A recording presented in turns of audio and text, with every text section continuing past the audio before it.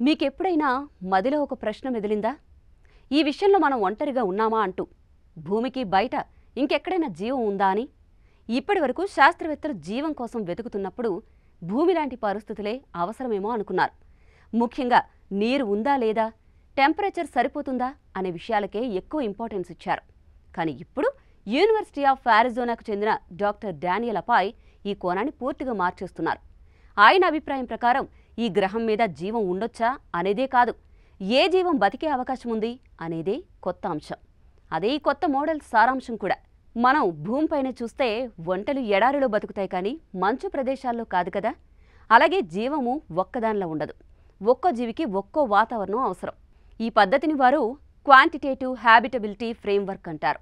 ఇది ఒక స్పష్టమైన శాస్త్రీయ మోడల్. ఒక గ్రహం మీద ఓ నిర్దిష్ట జీవి మనకు తెలిసినదైనా తెలియనిదైనా సరే అసలు బతకగలదా అనే విషయాన్ని అంచనా వేస్తుంది.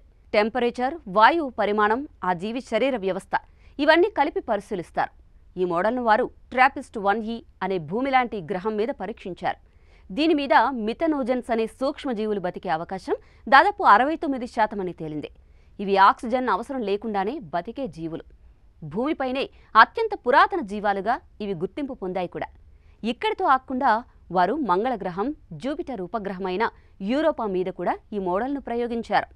మిథనోజన్స్కు మార్స్ మీద 55% హ్యాబిటబిలిటీ స్కోర్ రావడం, యూరోపా లోపలి సముద్రాలకి 50% రేటింగ్ రావడం విశేషం.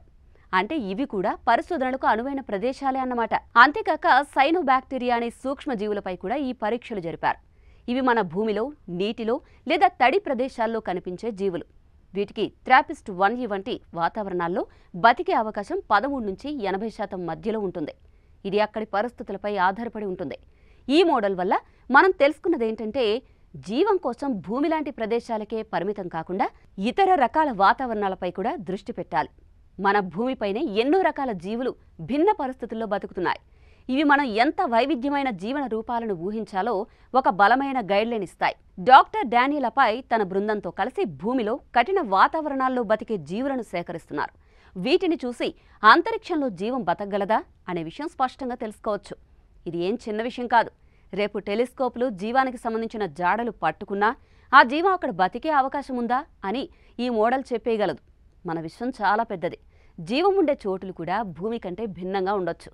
ఈ కొత్త మోడల్ మన దృష్టిని మరింత విస్తరించి భవిష్యత్తులో మనం మరిన్ని కొత్త జీవరూపాలను కనుగొనడానికి సహాయపడుతుంది.